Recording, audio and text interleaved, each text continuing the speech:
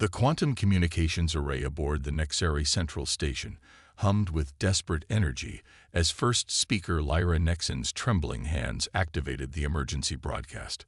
Her silver-scaled skin had lost its usual luster, dulled by days without rest as the Kronax war fleet pushed ever closer to her people's homeworld.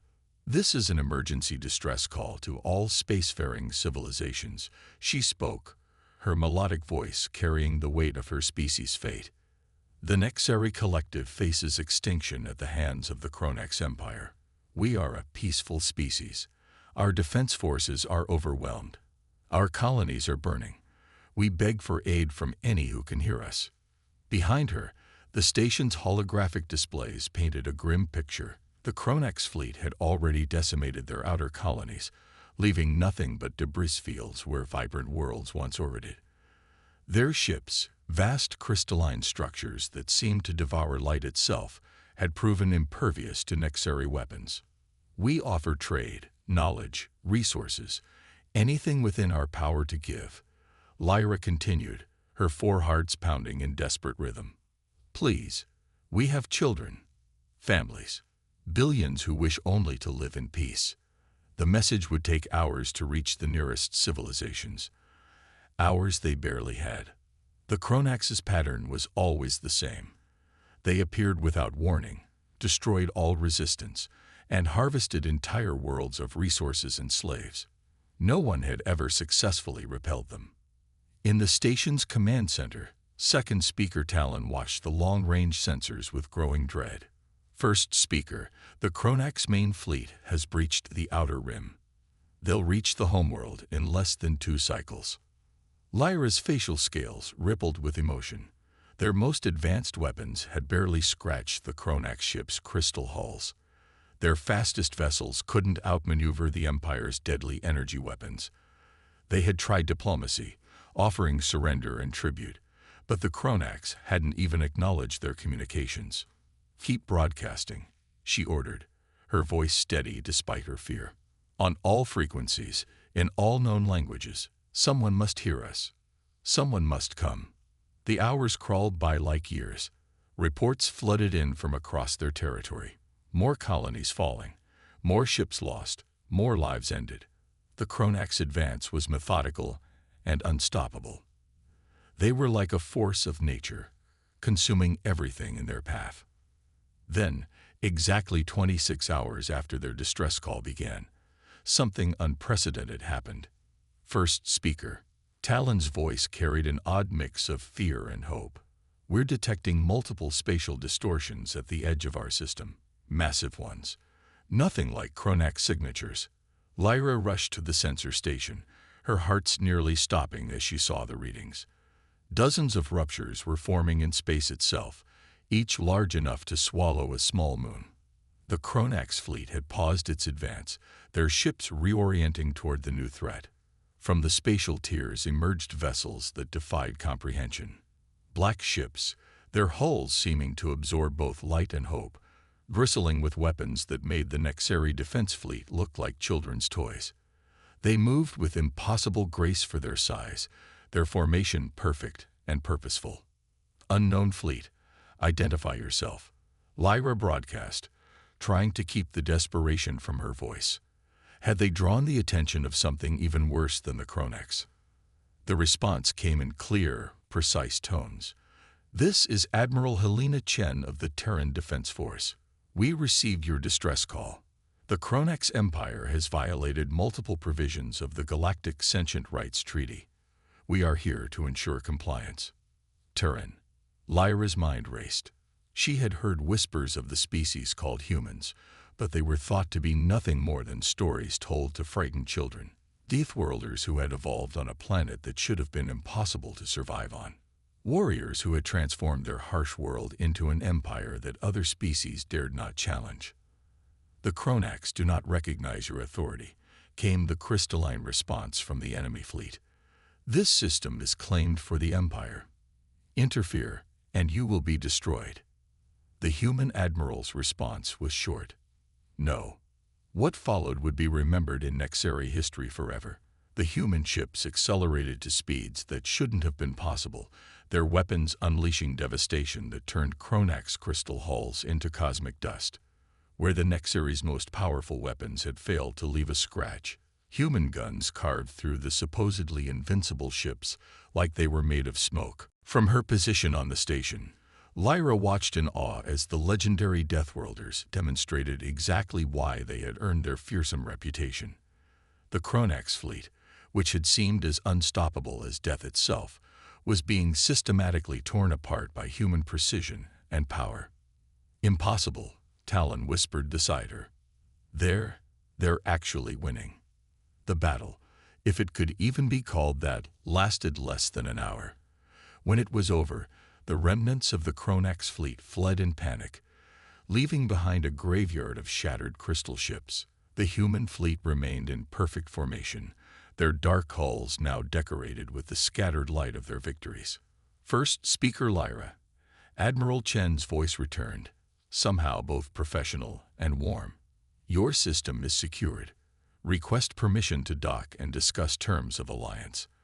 The Terran Defense Force offers its protection, but we have much to talk about." As Lyra granted permission, she realized that her people's fate had changed forever. They had called for help into the darkness of space, and humanity had answered. The Deathworlders had come not just as saviors, but as a force that would reshape the galaxy itself. And this was only the beginning.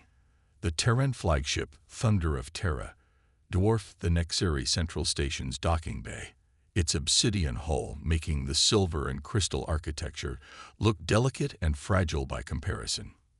First Speaker Lyra stood at the airlock with her delegation, all four of her hearts racing as the massive docking tube connected with a subtle hiss of equalizing pressure. Admiral Helena Chen emerged first, and Lyra had to suppress a gasp. The human was tall, wrapped in a midnight blue uniform adorned with silver insignias that seemed to catch every available light. But it was her presence that commanded attention. She moved with the fluid grace of a predator, every step calculated and precise. Behind her, 2 rows of human Marines followed, their powered armor making them look like living shadows. First Speaker. Chen's voice carried warmth that belied her intimidating appearance. "Your people fought bravely against impossible odds. That courage is why we're here." Lyra bowed deeply, her silver scales catching the light. "Admiral, we owe you everything." The Kronax would have failed regardless. Chen interrupted smoothly. "We've been tracking their expansion for months, gathering intelligence. Your distress call simply accelerated our timetable." The revelation sent murmurs through the Nexary delegation. The humans had been watching, studying the unstoppable Kronax. Second Speaker Talon stepped forward, his scientific curiosity overwhelming his diplomatic restraint. "Your weapons, they bypassed the crystal hulls completely." "How?" "We threw everything we had at them for weeks without leaving a scratch." A slight smile crossed Chen's face. "Resonance targeting. The Kronax ships aren't invulnerable. They're actually quite fragile if you know their structural frequencies. We developed the countermeasures years ago, after studying debris from their earlier conquests."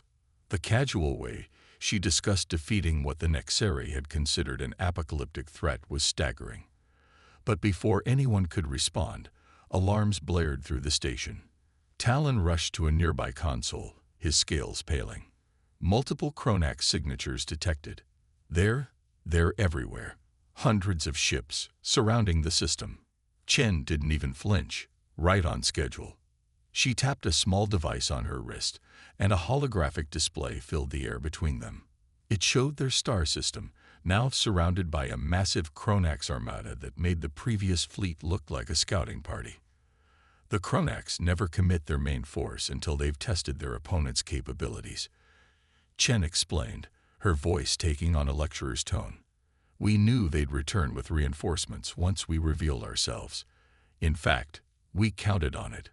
Lyra felt her hopes crumbling. Even the incredible human ships couldn't stand against such numbers. "Admiral, there must be thousands of them." 2,847, to be precise, Chen corrected. a significant portion of their total military strength, which is exactly what we wanted. She made another gesture, and the hologram expanded to show nearby star systems. New signatures appeared, hundreds of human vessels emerging from stealth positions they must have taken hours ago. "The Kronax Empire ends today," Chen stated matter-of-factly. "We needed them to commit their forces, to gather them in one place. Your distress call provided the perfect opportunity." The space around the system erupted with new spatial tiers as the hidden human fleet revealed itself. They emerged in perfect attack formation, their black hulls reflecting nothing as they moved to encircle the Kronax Armada. "You should watch this," Chen suggested, her smile growing slightly. "It's not often you get to witness the fall of an empire." The battle that followed defied description. The human ships moved like a single organism, their formation shifting with impossible precision. When the Kronax fired their energy weapons, shield systems that hadn't existed in known space until that moment absorbed the attacks without effort. The humans' return fire was devastating. Beams of concentrated energy struck the crystal ships at exactly the right frequencies, shattering them into clouds of glittering dust. Missiles phased through shields that had repelled all other weapons, detonating inside Kronax vessels with terrible efficiency. "How?" Talon whispered, watching the systematic destruction of the supposedly invincible empire. "How are you coordinating such precise attacks across such distances?" "Quantum entanglement networks," Chen replied casually. "All our ships share targeting data and tactical updates instantaneously. The Kronax rely on light-speed communications. They're fighting blind compared to us." Within hours, it was over. The mighty Kronax Armada was reduced to scattered debris fields, their remaining ships fleeing in panic through rapidly collapsing wormholes. The human fleet maintained position, their formation unbroken, as if they had just completed a routine exercise rather than destroying an interstellar empire. "Now then," Chen turned back to Lyra, her expression becoming diplomatic once more. "Shall we discuss the future? Your people have suffered greatly under Kronax aggression. The Terran Defense Force is prepared to offer protection, technological assistance, and full membership in the human cooperative." Lyra's mind reeled at the implications. In a single day, humanity had not only saved her species, but reshaped the power structure of known space. The humans weren't just powerful. They were civilization-ending powerful, and they had been watching from the shadows all along. "Why?" she finally asked. "Why help us? Why reveal yourselves now?" Chen's expression softened slightly. "Because you fought. Because when faced with extinction, you didn't surrender. You reached out to the stars for help. Humanity remembers what it was like to be alone in the dark. We've spent centuries preparing to ensure no other species has to face that darkness without hope." As Lyra looked at the Admiral, she realized that the galaxy would never be the same. The humans had hidden their true power, watching and waiting for the right moment to emerge. Now that they had, everything would change, and the Nexari would be there to witness it all. The Grand Council chamber of the Nexari Central Station had been transformed, where once the silver-scaled representatives of the collective's worlds had gathered to debate trade agreements and cultural exchanges. Now they sat in stunned silence as Admiral Chen's holographic presentation filled the air with images of humanity's true dominion. The human cooperative spans 47 star systems, Chen explained, her holographic display showing a network of interconnected worlds that dwarfed the Nexari collective. "We've maintained strict emissions control and stealth protocols for the past century, allowing other civilizations to believe we were confined to our home system." First Speaker Lyra washed the faces of her fellow council members as they absorbed the revelation. The humans hadn't just been hiding their military might. They had concealed an entire interstellar civilization. "But why?" Third Speaker Merrick asked, his scales shifting in patterns of confusion. "With such power, you could have dominated the galaxy years ago." Chen's smile was patient, but held a predator's edge. "Because domination wasn't our goal. We've been watching, learning. identifying which civilizations would be worthy allies and which would need to be contained. A holographic display shifted to show the shattered remains of the Kronax fleet, still being cataloged by automated human drones. The Kronax Empire represented a philosophy we couldn't allow to spread, the belief that technological superiority grants the right to enslave others. They weren't the first such empire we've encountered, and they won't be the last. Lyra leaned forward, her four hearts synchronized in anticipation. And what philosophy does humanity represent, Admiral? Protection, Chen answered simply. We evolved on a death world. First speaker. Our gravity would crush most species. Our weather patterns would devastate their cities. The wildlife would hunt them to extinction. We learned to survive, then to thrive, then to protect others. It's encoded in our DNA. The display changed again, showing plans for massive orbital defense platforms and energy shields that would encompass entire planets. These are our gifts to the Nexari Collective, the beginning of our alliance. A murmur ran through the council. The technology on display was centuries beyond their current capabilities. With such defenses, no force in known space could threaten them again. And what do you want in return? Fourth speaker Van asked, their diplomatic training evident in their carefully neutral tone. Chen's expression became serious. Partners. Equals. The galaxy is changing, and humanity can no longer remain in the shadows. The Kronax were just the beginning. There are threats coming that will require all of us working together. The hologram shifted one final time, showing strange energy readings from the galactic core. Our long-range sensors have detected something approaching, something old. We believe it's what drove the Kronax to such desperate expansion. They weren't just conquering for resources, they were running from something. The council chamber fell silent as the implications sank in. The humans hadn't revealed themselves solely to save the Nexari.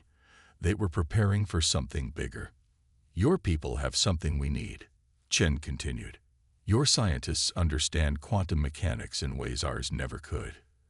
Your artists see patterns we miss. Your philosophers ask questions we haven't considered. We don't want servants or subjects. We want allies who can help us face what's coming.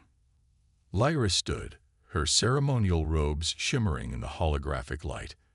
And if we refuse, if we choose not to join your cooperative? Chen's response was immediate and honest. Then we'll give you the defense technology anyway, wish you well, and hope you survive what's coming. We protect, first speaker. That doesn't change whether you join us or not. The sincerity in her voice was unmistakable. The humans genuinely believed in their role as guardians, not conquerors. They had hidden their power not out of fear or weakness, but because they were waiting for the right moment to reveal themselves. The Kronax call themselves an empire. Chen added softly. We call ourselves a cooperative for a reason. Every species brings something unique, something vital. Together, we're stronger than any empire could ever be. Lyra looked around the council chamber, seeing the mix of fear, hope, and wonder on her fellow representatives' faces. The galaxy they had known was gone, transformed in a matter of days by humanity's emergence from the shadows. How many other species have you contacted? She asked, already suspecting the answer. You're the first, Chen replied. Your resistance to the Kronax, your willingness to fight against impossible odds, it proved you were ready. Others will follow, but the Nexari Collective will help shape the foundation of this new alliance. As the council erupted in excited discussion, Lyra realized that her people stood at a crossroads of history. The humans had offered them not just protection, but a chance to help forge a new future for all species. The Deathworlders had emerged from their hidden empire not to conquer, but to unite. And something told her they would need every ounce of that unity for the challenges that lay ahead. The bridge of the TDF Stormbreaker hummed with activity as humans and Nexari worked side by side, their movements synchronized after weeks of joint training. First speaker Lyra stood beside Captain Sarah Mitchell, watching as the combined fleet prepared for their first major operation together. Quantum signatures detected at the target location, reported Talon, now serving as the fleet's senior sensor officer. His silver scales rippled with excitement as he interpreted the data streaming through the ship's advanced systems. The Kronax remnant fleet is exactly where intelligence said they would be. Mitchell nodded, her dark eyes focused on the tactical display. They're trying to establish a new base of operations, attempting to salvage what they can of their empire. She turned to Lyra. Your people's quantum detection systems are remarkable. We would have needed 3 times as many ships to track them without your technology. The human captain's praise sent a wave of pride through Lyra. In just 1 month, the Alliance had already begun bearing fruit. Nexary quantum science combined with human engineering had created detection systems that could track ships through supposedly untraceable space. All ships report ready, announced Commander Elena Santos, the human tactical officer. Nexary phase shields are synchronized with our weapon systems. The tactical display showed their fleet. 20 human warships and 15 Nexary vessels, all upgraded with hybrid technology that combined the best of both species. The Nexary ships now bristled with human weapons, while the human vessels glowed with the ethereal energy of Nexary quantum shields. Begin the operation, Mitchell ordered, her voice carrying the calm authority that Lyra had come to associate with human commanders. Execute jump sequence on my mark. The fleet vanished in a series of precisely coordinated spatial tiers, reappearing in perfect formation around the Kronax staging area. The remnants of the once mighty empire had gathered around a rogue planet, using its dark mass to hide their activities. Energy spike, Talon called out. They're powering weapons. Too late, Mitchell said with grim satisfaction. Fire. The combined fleet attacked as one, demonstrating the true power of their alliance. Human gunships launched salvos of resonance torpedoes, their trajectories guided by Nexary quantum targeting. Nexary cruisers projected phase fields that trapped Kronax ships in spatial bubbles, making them easy targets for the humans' precision strikes. Remarkable. Lyra breathed, watching the battle unfold. The coordination. This is why we waited, Mitchell explained, even as she directed the fleet's movements. Why we watched from the shadows for so long. We needed partners who could truly fight alongside us, not just follow our lead. The Kronax tried to flee, their crystal ships attempting to scatter in all directions. But the Nexary quantum detection systems tracked their every move, while human tactical networks coordinated the perfect response to each escape attempt. Multiple ships attempting emergency warp, Talon reported. There, wait. His scales flashed with alarm.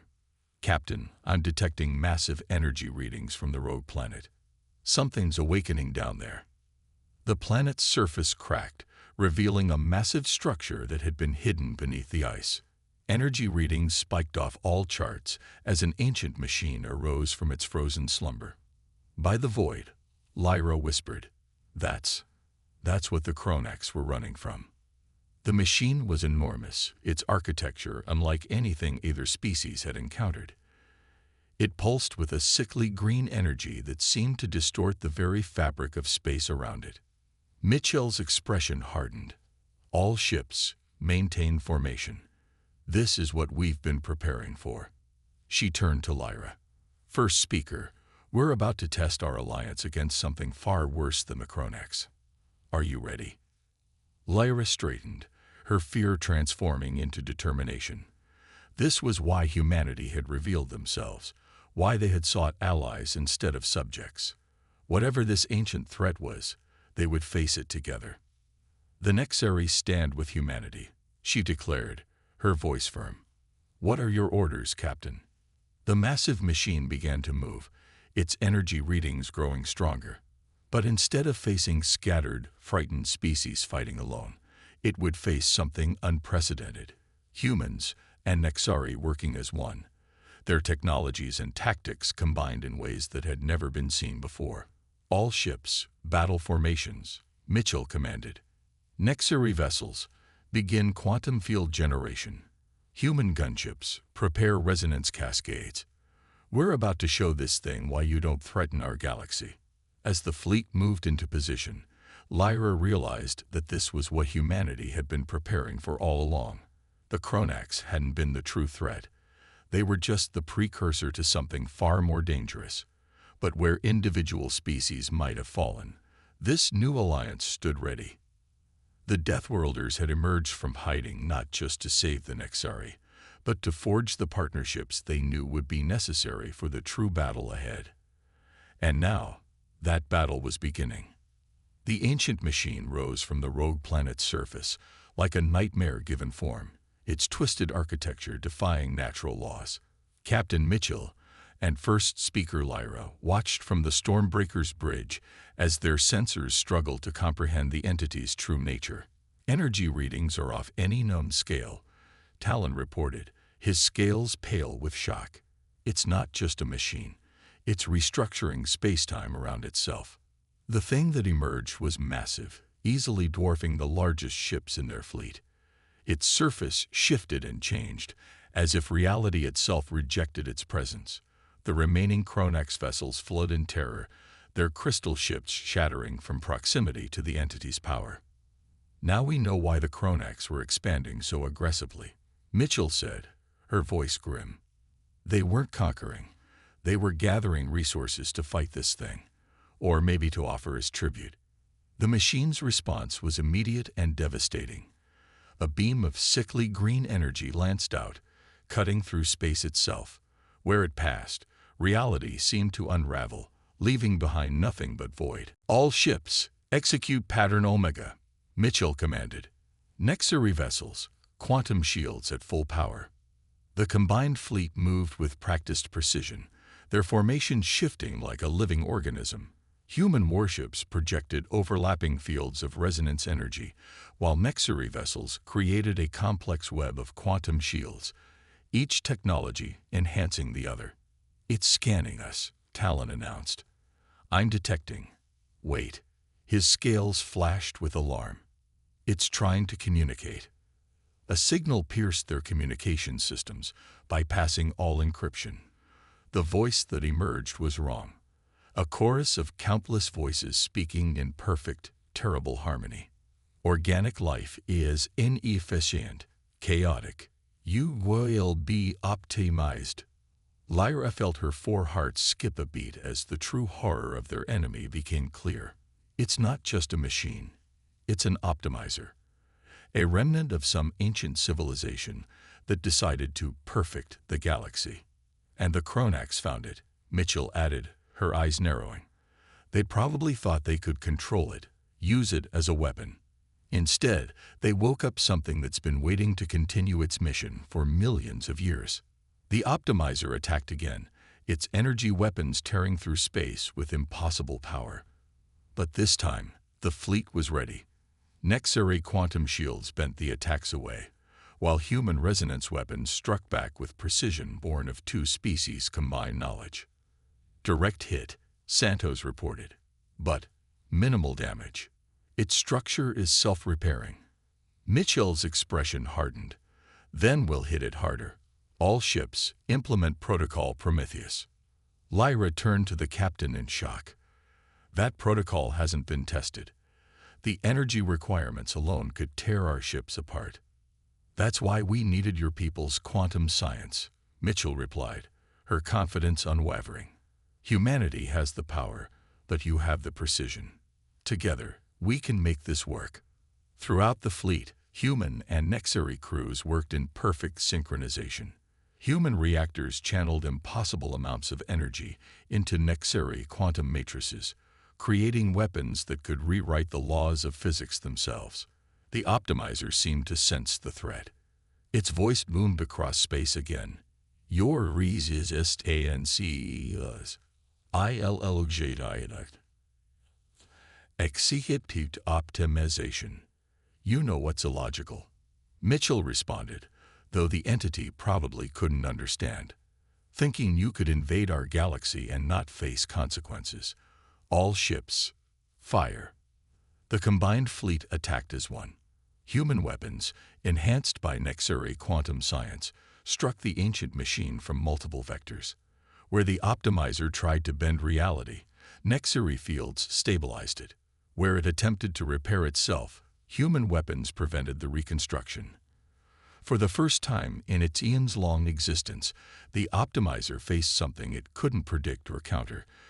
Two species working together, their strengths covering each other's weaknesses, their technologies combined in ways its ancient logic couldn't process.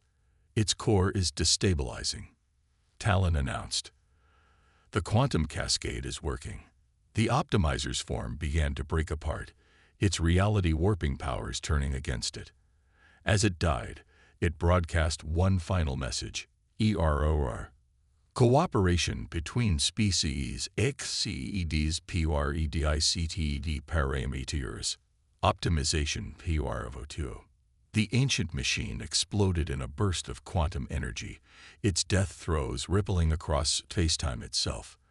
The combined fleet's shields held, protecting them from the worst of the blast. As the energy dissipated, silence fell over the bridge. They had faced an entity that had terrorized the galaxy since before their species had achieved spaceflight, and they had won. "Send word to Earth Command and the Nexary Council," Mitchell ordered, allowing herself a small smile. "The threat is neutralized. And let them know this is just the beginning." Lyra understood. The Optimizer wouldn't be the last threat they would face together. But humanity had chosen wisely in revealing themselves when they did, in seeking allies instead of subjects. The galaxy was entering a new age, one where the combined strength of multiple species would face any threat together. "The Deathworlders saved us twice," she mused aloud. "First from the Kronex, and now from this." Mitchell shook her head. "No, first speaker. This time, we saved each other. That's what real allies do." As the fleet regrouped and began the journey home, Lyra knew the captain was right. Humanity had emerged from hiding not just to protect others, but to forge the partnerships that would ensure the galaxy's survival. The age of single species standing alone was over. The Deathworlders had changed everything, not through conquest or domination, but by offering their hand in true alliance. And together, they would build something greater than any empire. A future where the combined strength of humanity and their allies would face whatever threats the galaxy could throw at them. The story of the human emergence would be told for generations to come, but it wouldn't be a tale of conquerors or saviors. It would be remembered as the moment when the galaxy learned that true power comes not from standing alone, but from standing together.